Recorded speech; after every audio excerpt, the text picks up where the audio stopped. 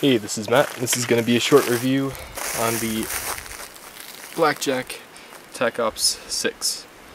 This is an excellent knife that they released recently as a prototype, and I just wanted to throw some information out there so that people might be familiarized with it and make a decision on if they want it, if it does go into production.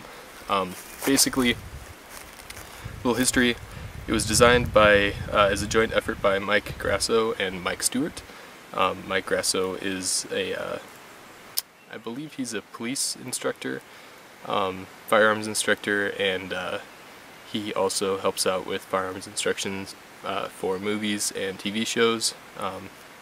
He was in the police department for a long time, from what I understand. So this is primarily his design with the help of Mike Stewart to make it happen.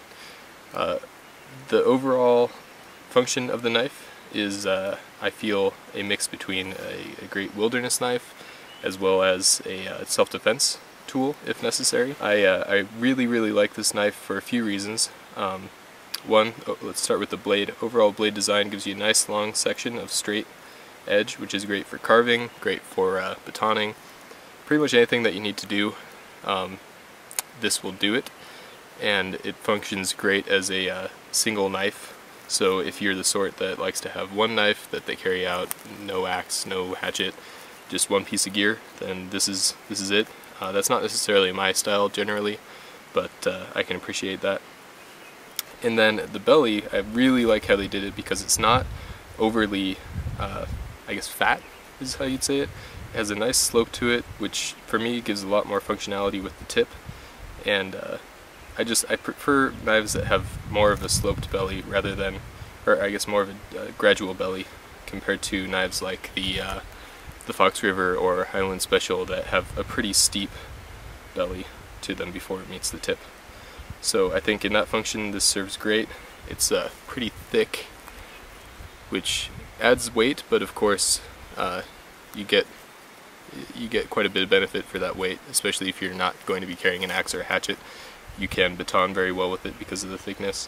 Also, the jimping on the spine is excellent, grips very well, and would work great to start fires with a striker fire steel if you did not have anything else to strike it with. So you can save your edge from that. Moving backwards, you've got the handle. Now this is not your typical smooth micarta in Bark River fashion.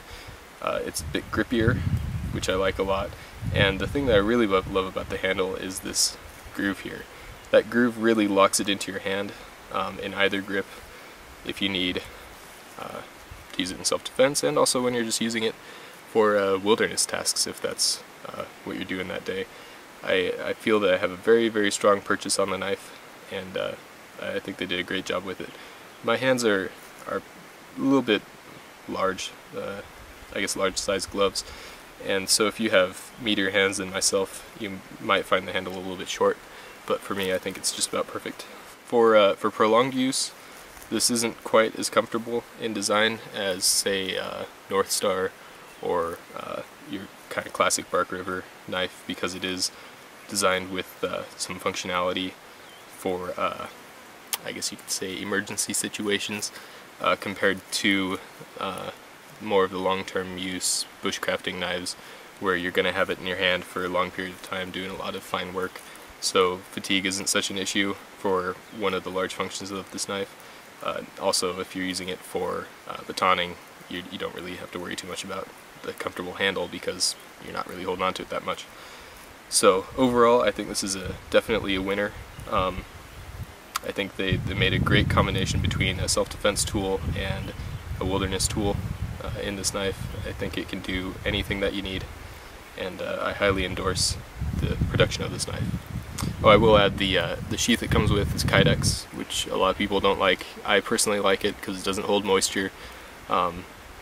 It will, if you get grit in there, and even your typical dust has some hard particles that can and will scratch the blade as it's removed and inserted into the sheath.